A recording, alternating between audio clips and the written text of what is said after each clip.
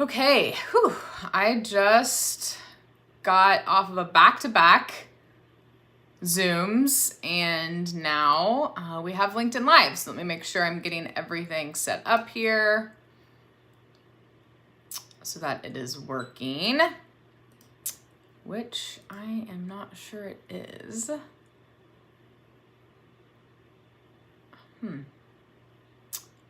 Well, okay.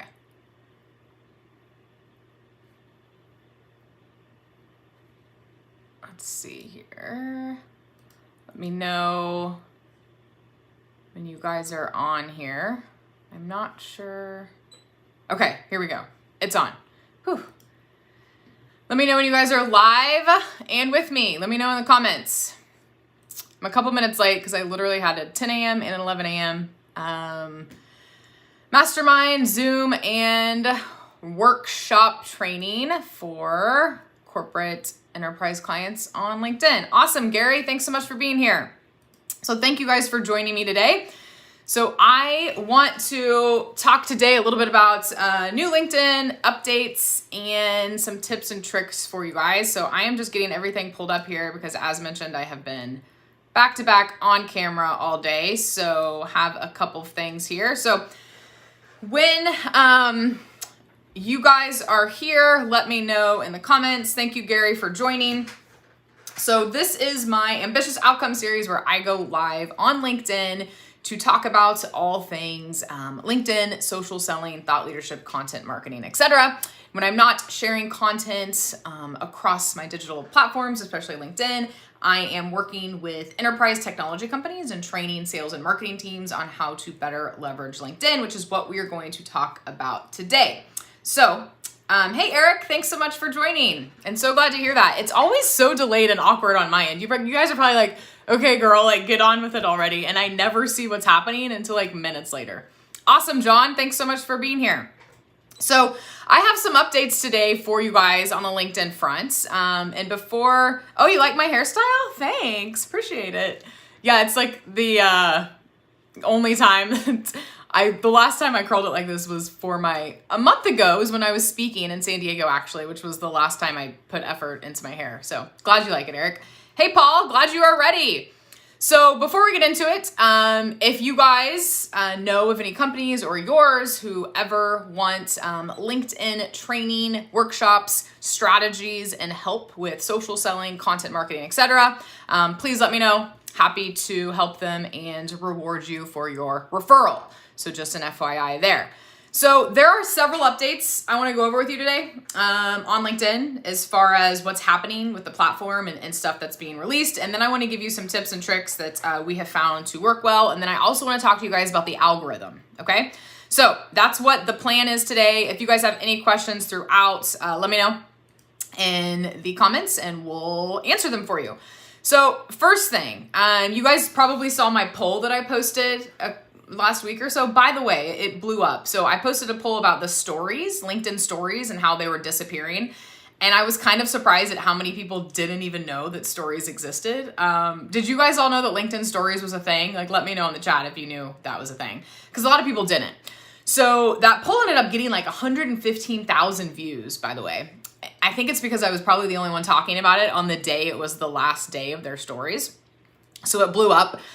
So a tip there, FYI, if there's any sort of update or current event or trends that's happening like day of or that week, throwing up a poll around that usually will get you quite a bit of visibility and a lot of views. So just an FYI there, because as you know, polls are crushing it right now, even though, you might think they're annoying like a lot of people do. They work really well, especially if you can jump on something like a trend or whatever.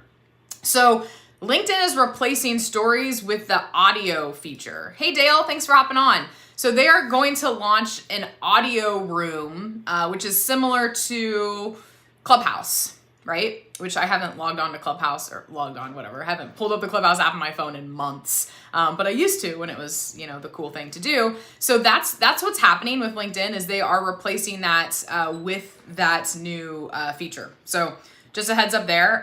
They're also releasing a gig marketplace. So I don't know if any of you use Pro Finder now. Like, let me know in the comments if any of you use LinkedIn Pro Finder. And so that's like their version of how to connect professionals with companies right now. But what they're talking about doing is turning that into more of a Fiverr type, like gig type platform. That's probably a bad example. It's not going to be like Fiverr, but you know what I'm saying, where they can connect freelancers with companies. And so that's also going to be rolled out, I'm assuming next year. John says never used. So I've used ProFinder and it's weird. It's usually a lot of like low budget leads. So I'll get leads that come in because I'm on ProFinder. And so it's free, by the way. If you guys haven't checked it out, you could go check it out. Just Google LinkedIn ProFinder.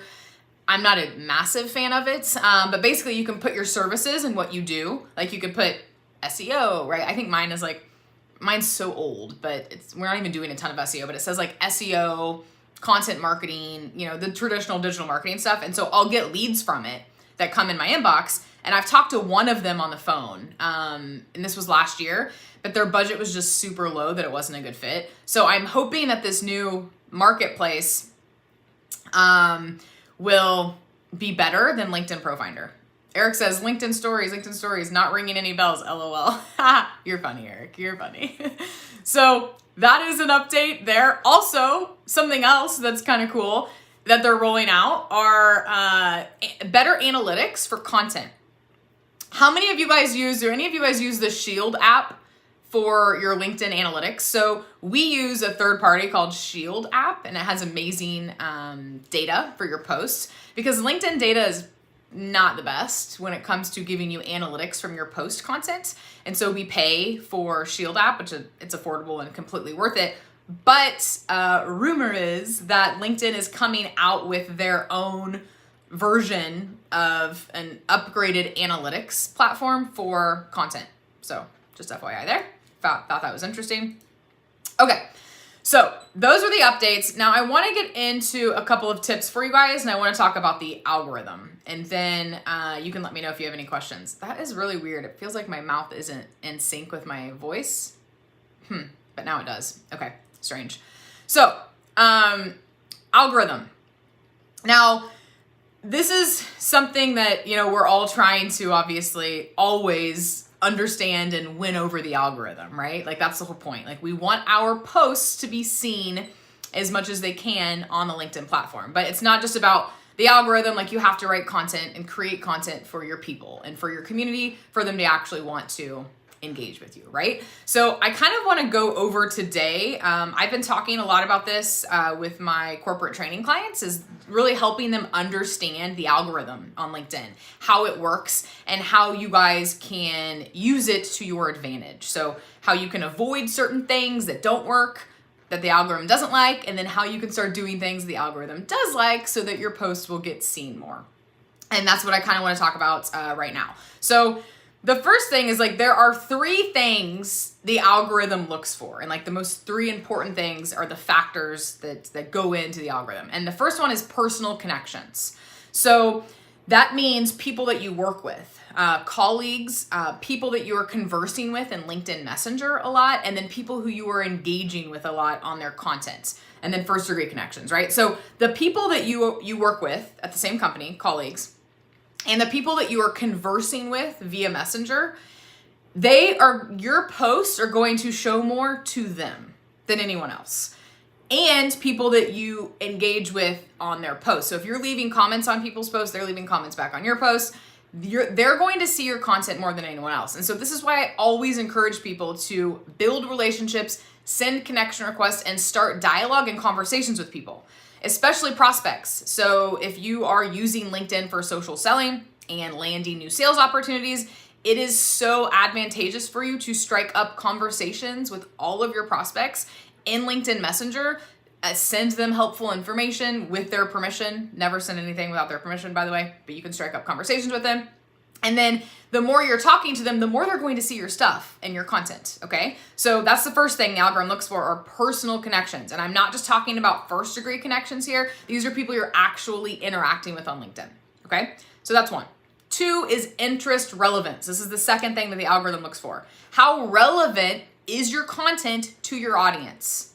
So they're scanning the keywords and the hashtags and everything that you're using and determining how relevant that is. And then it goes through a process, within the first allotted time amount, if it's getting engagement, if it passes the spam filters, et cetera, et cetera. These are just the high level things they're looking at. So the third time there goes with the engagement piece I just mentioned. So engagement probability. So how probable is this post to continue to get engagement? So the first hour is key, you guys. So if you want your post to continue to get eyeballs over and over again on LinkedIn, you need to make sure that you are getting engagement within that first hour.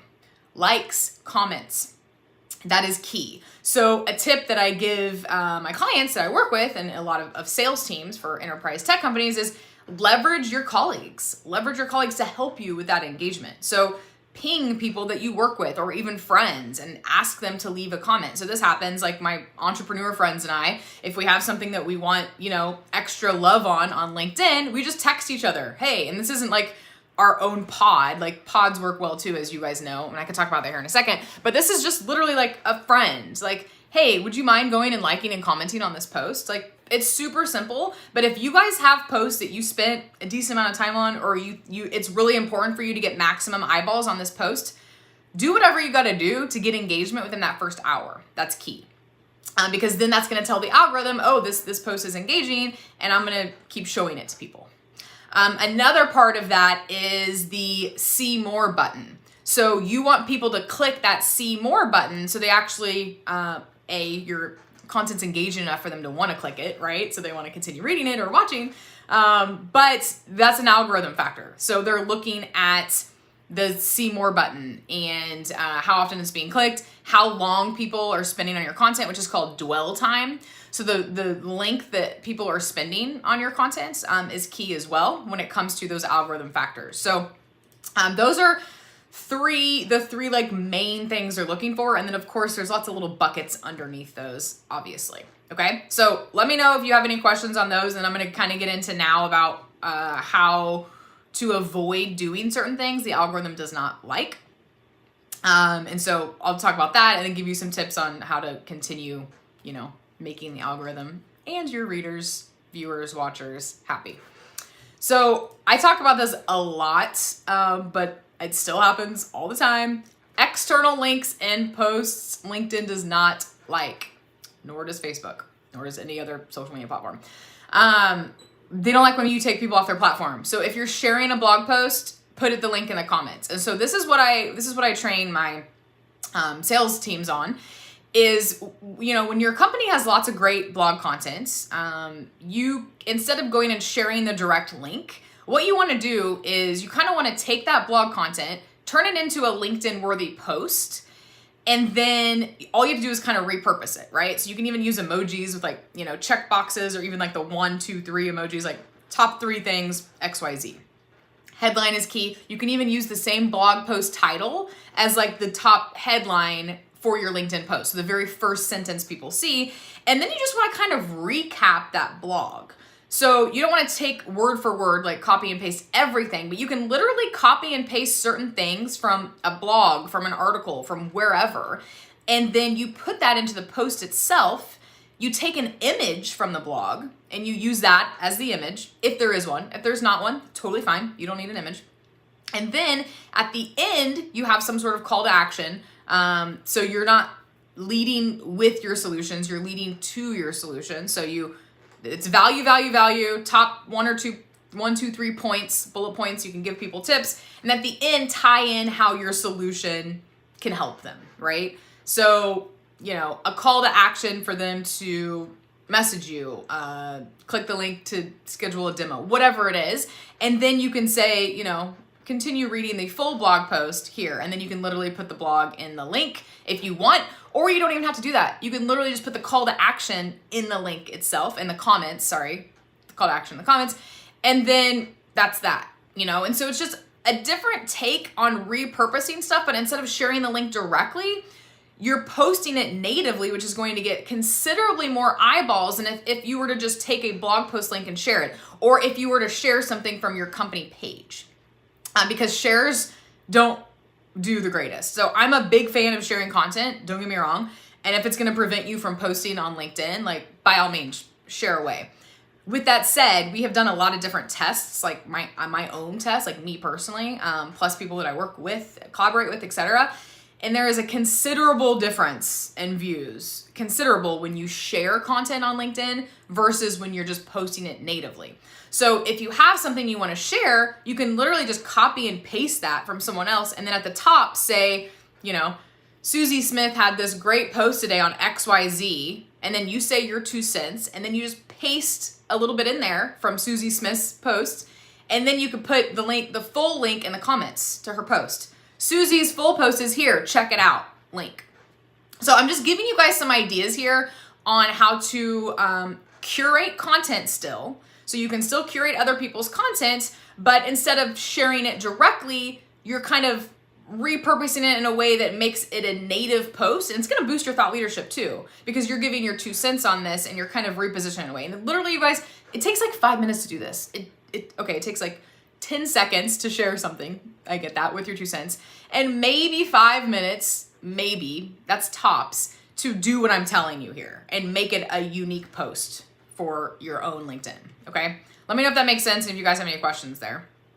So that was one of the main things I wanted to mention, is just having you guys think a little bit differently about curating content, because curating content is one of the easiest ways to start posting content on LinkedIn and actually start building up your thought leadership easily and quickly without thinking a whole lot about it. But there's strategic ways to do it. On that note too, it is really beneficial for you to tag people and include people in on these posts that you're curating, because they're going to see it, they're going to appreciate it. And the more people you're collaborating with in that regard, especially more influential people in your industry, the more likely your posts are to get seen. They're going to comment, they might share it, etc. So I highly encourage you guys to start leveraging other people's content in more unique ways to help, you, but also the algorithm likes it too. Okay.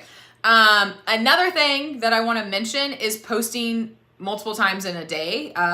The algorithm, what we have found is about 4 hours is a good point where you can repost. So I personally just like posting once a day, maybe twice a day. And I spread it out. So like one morning, one afternoon. But if you guys do post multiple times a day, they need to be spread out at least 4 hours apart. A tip here for you on this. Going back to my first tip on putting external links in the comments. What we have found, a little trick for you guys, you can go back 4+ hours later and add the link in to the actual post. And by that point, the algorithm has already done its thing and your post has already been shown a lot to people. And so you're not going to get dinged or as much if you go and you add the link back after the fact. So let's say you have an awesome post and you put the call to action to download a guide or even like send you a message on your website, whatever it is. Read the full blog post, download this report, whatever it is. You put it in the comments, but then you can go back 4 hours later and just put the link in the actual post itself. You can do that because then people who are going to see it, it's easier for them to click through, and the algorithm has already done its thing and it kind of already passed that time of where they would have dinged you. Okay, so that's that tip. And then too many hashtags and too many tagged people. So I think the spam filter, let me know if anyone knows the answer to this exactly. I've heard different things. Hey, MD on Facebook, thanks for hopping on. I think it's 10 or more hashtags. If anyone has any other insights on this, like please let me know in the comment section. But what I have heard is that when you have over 10 hashtags is when that kind of like the spam filters go up a little bit, and it could be flagging you and not being seen as much. Michael says, if I am the first to comment on my own post, will my comment hurt the reach of my post? Oh, that's an awesome question, Michael. I'm so glad you asked that. No, please comment on your post. Thank you so much for bringing that up because I totally meant to say that too. So Michael has a really good point here, you guys. So he asked about being the first to comment on his own post. And if you notice, the big influencers on LinkedIn, they all leave their own comments on their posts, and it does not hurt you, Michael. So I actually highly recommend you guys to do that and leave comments in your post. So call to actions, right? Telling people what, so on every single post of mine that I have something mentioning what we do, right? Social selling, LinkedIn content, whatever it is, I have a little blurb in the comment section on what we do, right? If you are wanting to arm your sales team with the very best LinkedIn strategies and tactics, reach out to me or visit luminetics.io, you know? So that is key. And Michael, I highly encourage you to leave comments and to be the first one to comment on your own post. Yes, and I do think it helps. So please do that. Hey, David.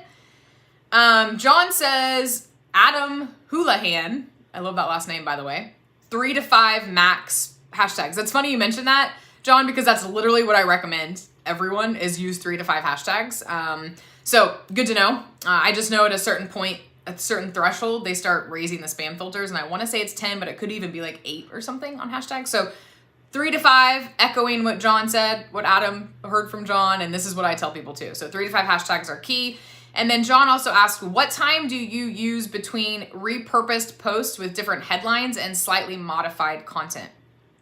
Same thing, John. I would do 4 hours in between those two. If you're sharing posts though, okay, so you know, like obviously I just told you that sharing posts are not going to get you as much views. That doesn't mean you shouldn't share posts. Like please like share posts. It still helps. If you're sharing content, like literally like it's from LinkedIn, you're sharing it, or it's even an external link, I feel like with that, John, you could probably not space them out as much. So you could post them more frequently because it's more of shared content, you know?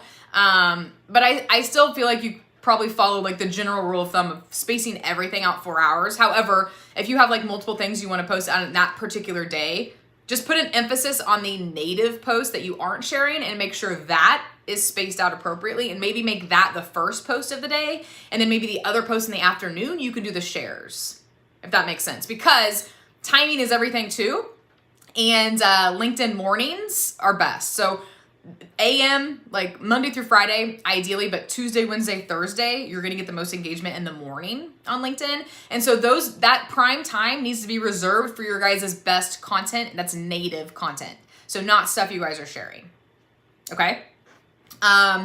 Dale says, how about likes to your own comments? Good, bad? I don't think it matters, Dale. Honestly, I think you can like your own comment. You can like your own post. Who cares? You know, like it's not going to ding you. So I think it's totally fine to like your own post and your own comment. So go for it. Okay. Too many tagged people was another thing. So too many hashtags. And then if you're tagging too many people, that also raises spam filters. So watch out for that, because you don't want to be the annoying person who is tagging like 20 different people on their LinkedIn posts, you know? On that note, I just gave you guys an idea of how to tag people in an eloquent way to where it's a win-win for everyone. And that is when you are literally mentioning something about them. So, okay, tip for you. If you want to tag people and you want to get their thoughts on your posts, and you want to get more visibility, so maybe you tag people who are a little bit more influential, or you think that it's something that they can add their 2 cents on, do it in the comments section.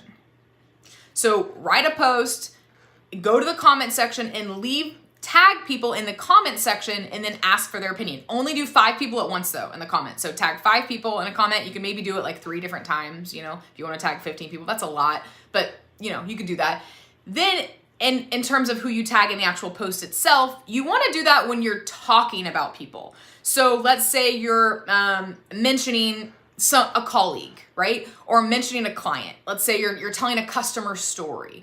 Let's say you want to call out a post from someone that you saw, industry related, could even be an influencer, micro-influencer, thought leader, and you want to mention them in the post because they wrote about something that you enjoyed and you wanted to tie it into your own 2 cents, right? That is when you want to tag people in the content itself. If you guys are just wanting people to comment and to engage with your post, leave that for the comment section, okay? So just a quick tip there. Those are the things to avoid. So quick recap, what to avoid to help the algorithm. External links in posts, don't post multiple times back to back, space it out 4 hours. You need to get engagement. So if you're not getting likes and comments, your post isn't getting seen that much. Don't use too many hashtags. That raises a spam flag. Don't tag too many people. That raises a spam flag. Okay. Also, if your content is just lame, people might click the 3 dots and like click unfollow this person or whatever, and that's going to flag something too. because people could always like block you or unfollow you or say, don't show this content. And there's all these options that people can choose now from your content. So, you know, just make sure it's valuable and not annoying, and you should be good to go. Okay. Let me know if you guys have any questions there. I'm going to keep refreshing because I always like, these comments are super slow on my end. So I have to keep refreshing. So now I want to talk about a couple of tips before I go here on like how to win the algorithm. And that's including a great hook at the beginning, which is like the headline. And then getting those post comments within the first hour, which I already mentioned. And then making sure you're paying attention to timing and you're timing everything appropriately, not just spacing it out, but like when the best time to post is. So here's the deal. I've been looking at my data, and you guys know I've been posting every day, right? For a bit. So months ago, I was doing Monday, Wednesday, Friday, sporadic Tuesday, Thursday. I go live on Thursdays. And then I've been doing every day for a while now. I am officially stopping posting on Friday, unless it's something random, unless it's like a selfie or a picture of my dogs or something that takes me 2 seconds. I might throw that up. But I'm done planning content for Fridays because my Fridays do horrible. My Friday posts do awful. Like, even if it's the types of posts that usually do really well on Fridays on LinkedIn, it just doesn't work. But get this, we have a client, Friday afternoons are his best time. Friday afternoon, when literally everyone tells you never to post on LinkedIn, you're gonna get horrible engagement, don't post Friday afternoons. He crushes it on Friday afternoons. He gets the most views and the most shares and the most engagement on Friday afternoons. And that's where data comes into play. So the data is key. Like, you guys have to be paying attention to what is happening with your LinkedIn content, because just because I'm telling you that Fridays are really horrible for me in terms of my content, my client is the opposite. Fridays crush it. So I just want to encourage you guys to look at the data, look at the views, look at the engagement when you're posting, and try to correlate that. Using a tool like Shield app helps a lot. I have no affiliation with them, by the way, but I love their tool, and most people use it that are active LinkedIn content creators.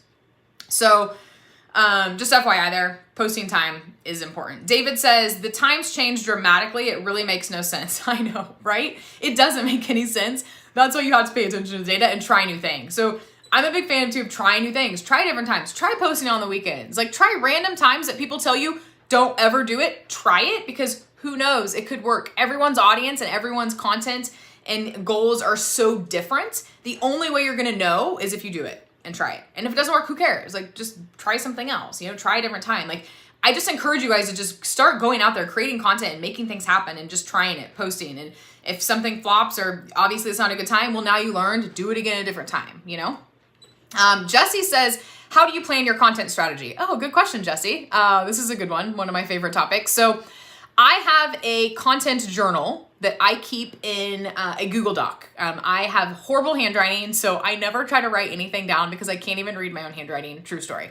So I'm a typer, and so I literally have this content file. It's just like a content journal, and every time I come across content ideas, I just put it in there. So I use the save feature in LinkedIn. Like, as you're perusing LinkedIn, you can click the 3 buttons at the top, and then the drop down, it'll say save. You save that, then you can go back and look at your saved posts. So I do this all the time. I do it on Facebook, I do it on Instagram, I do it on LinkedIn, and Twitter even. If I see tweets, then I'll put them in my journal. So I'm looking constantly at content across the web, blog posts, etc. And if I see something that I feel like would be a good content, then I'll just go and I'll paste the link, and maybe if I have a little blurb that like I just popped in my head, I'll go and I put that in my content file. This is every single day I do this. So I just have this really messy, ginormous Google Doc of my content ideas. And then once I post stuff, I go and I clean it out, right? So that's one way, is other people's content. The second thing is look at comments. So as you guys are perusing LinkedIn and you're coming across content that is relevant to what you do, and it might not even be your content, it could be someone else's, look at the comments and look at what people are saying. Look at what they're asking. Maybe people are asking questions and you're like, oh, I should have a post on that. So look at the comment section in your own posts, of course, but also just other people's posts that you're connected with, or maybe not connected with, following, etc. And look at the comment section, what people are posting. That's one thing. Second thing is always like customer data, right? What are your customers telling you? What questions are your customers asking you? This is key. So prospects, customers, go through your emails of when you've been talking to people. Look at what they've been asking you. Look at what their pain points are. So those ICPs, those ideal customer profiles, personas, buyer personas, whatever phrase you use for that particular thing I'm talking about here, you got to know your customer inside and out. So talk about things that they want more help on, that you can provide value on. And so those are content ideas too. And then I also go back, Jesse, and I look at my top performing posts from like the last 12 months, and I'll repurpose some of them and give me ideas for new things. And then also I'm on video a lot. I'm doing podcasts a lot. And so I repurpose a lot of that content as well.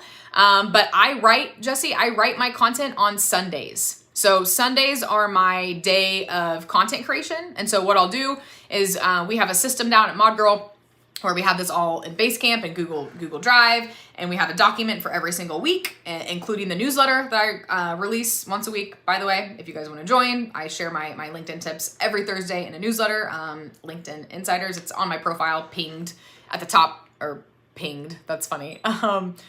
Bookmarked, whatever, featured media at the top, pinned. That's what I was looking for, pinned at the top of my profile if you guys want to join my weekly LinkedIn newsletter.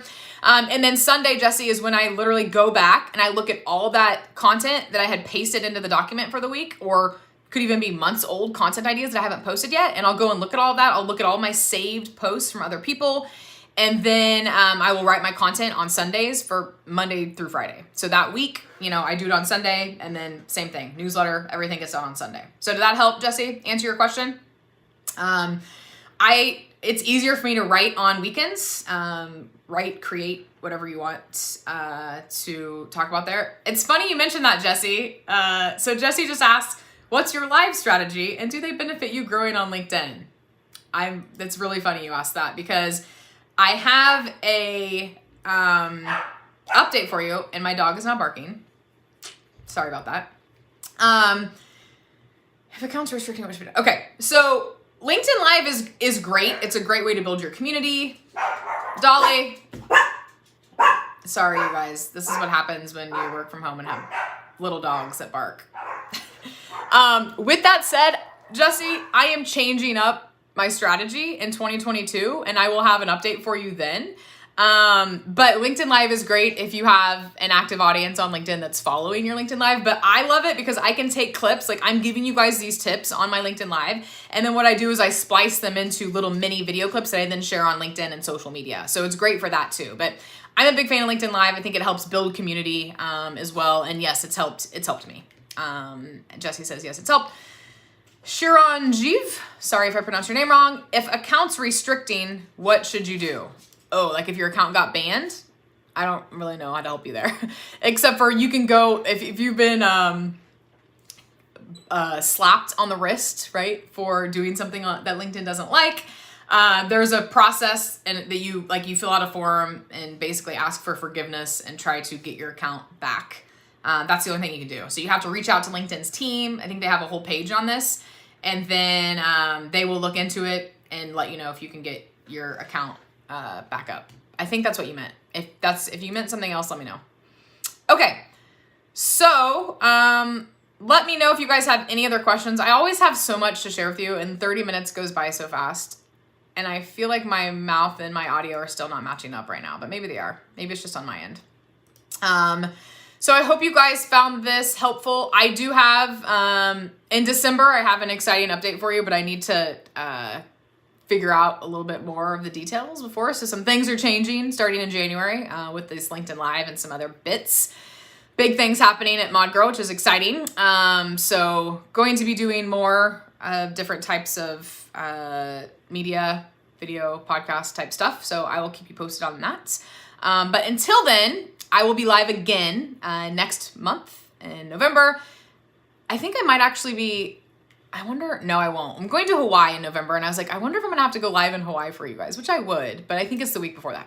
And then in December, I'll be live again here. Typical Ambitious Outcome series. And then in January, we're switching things up, but stay tuned for that. And then I will let you know in December on that. So I did tease that I have a super helpful blog video coming out for digital marketers. So I've been collaborating with the digital marketers team, and I have a top 5 profile tips for you.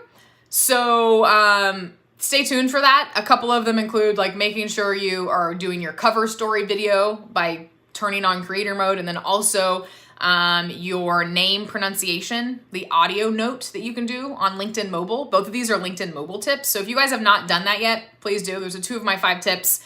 Otherwise, stay tuned. I think next week they're releasing that. And it's like an 8-minute video I made for them with some tips written out also. So I think you'll find it super helpful.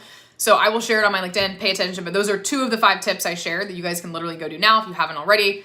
Name pronunciation tool on LinkedIn Mobile. Go edit your headline profile area. You'll see where to add that. And then same with creator mode. Make sure you toggle that on and then create your 20-second cover story video. You can see mine by going to my profile and checking that out. So those are 2 of my top tips also. Jesse says comment strategy. Jesse, you're on fire today with these questions, man. So comment strategy, Jesse. Yes, you should be commenting at least 5 times a day. You should be leaving comments on at least 5 posts a day, and they need to be meaningful comments. So by all means, you can leave posts or comments that say like great post. That's totally fine. But if you're doing that, you need to back it up with 5 meaningful comments somewhere else. So meaningful means like more than 2 lines, right? Like that's what I mean by that. So make sure that you are doing that. And then commenting works really well. So I highly recommend you do that. And if our whole process, you guys, social selling process, just FYI of what we train people on, you engage with people ahead of time, you leave comments on at least 1 to 3 of their posts, you wait a few days, then you send a connection request. That's the process. So when you follow that process, you're going to get way more people accepting your connection requests because you engage with them ahead of time. So FYI. Okay, whew, man, I literally have been talking on camera for 3 hours now. True story. Okay, so now I am going to take a break and get back to work. But thank you guys, as always, so much for joining me. You're the best. Dale, you are welcome. Thank you for joining me. I hope you guys found this valuable. If there's anything I can do to help you, please reach out on LinkedIn. Let me know if you guys know of companies who want to up their LinkedIn game, want to get their sales reps and their marketing content team up to speed on how to best leverage LinkedIn. I would love to help them out. So feel free to reach out to me and I'm happy to help. Okay? Thank you guys so much, and I will see you next month. Enjoy the rest of your week.